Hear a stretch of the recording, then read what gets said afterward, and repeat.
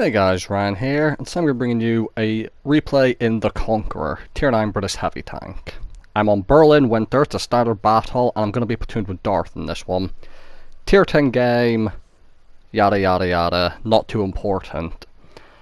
And instead of talking about what I'm doing this game and my decisions for the most part, for the first part of the game, I just want to talk about something else to do with the channel and future videos.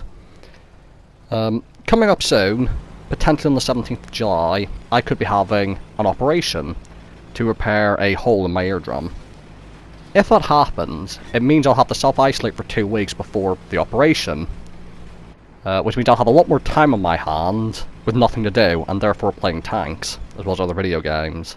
And I was wondering, with the extra time I could have, if you guys would like, I was thinking about potentially bringing you live commentary gameplay, so I'll play a load of games with my mic on, and then any decent games I have, I can record, and I can bring it to you just with live commentary. And the advantage of that is obviously you can see what I'm doing and what I'm thinking whilst I'm playing, as well as any funny moments if I try to ram someone, jump off a cliff, get artied, get chased about, etc, etc. Could be quite funny to hear me as I do all that in person, or live as it were. So I just want you to let me know, would you be interested in live commentary gameplay? Because with all the extra time I might have, I'll just be able to play a lot more games, which means I'm a lot more likely to be able to get videos for you guys. So, well, the way, just let me know in the comments below if you would like to see live commentaries, or, if you like, I could do a video showing all the tanks I have in my garage, and if you want, I can do some little live reviews, as it were. So, when the Minotaur KV5 came out and the Object 279A, I did a first impression video where I did 3 battles live. I could show you the garage, you could then like pick a tank that you want to see, and I could just do a little 3 battles, all live, and I'll just explain my thoughts on the tank while I've been playing it, what I think about it, is it worth grinding, is it worth buying, etc, etc. So, thinking of all these different formats that I could potentially do since I'm going to have all the time, and just feel free to let me know what you'd be interested in. And if you are interested, I can try and bring them to you. So, with that out the way, in the Conqueror, one of my favourite Tier 9 heavies, just doing typical heavy things, side scraping, and also going for the tracking shots whenever I can. And in this game, there's a lot of artillery, 2 on our team and 3 on theirs, which for this map you'd think could be bad, and for the most part it is, but each team has a Conqueror GC, and Conqueror GCs don't give a fuck about buildings. Not going to affect me this game, but just something to note. Pick up the Chieftain, and now this is an important part of the game. I look at the map, and I see a lot of enemies heading towards our base. So I'm starting to turn around because I don't want to get capped out, for obvious reasons. I'm starting to go back.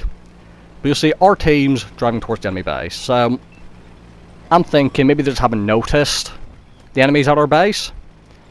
So what you're going to see me do is I say defend the base. And the team responds with negative. So the team have decided they want to keep pushing the enemy base despite the fact that the enemies are already at our base. Or closer to our base. So, it's just me and the artillery.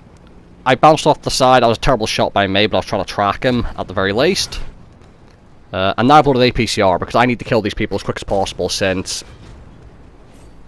it's pretty much just me. Now, the Chieftain's off for the light tank. Now, I also make another mistake here, and I don't do it all the time, but I do it sometimes. I've got 2 tanks in front of me, so I'm thinking that Chieftain can handle the light tank. Because there's also another heavy tank on our team, if you keep an eye on the map, coming to help him. So I'm thinking, okay, my team have got this, and I'll deal with the Patton and the 705 by myself.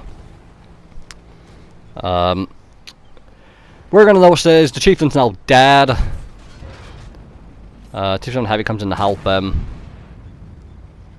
But unfortunately, I can't tell you right now, it's not going to end well for him either.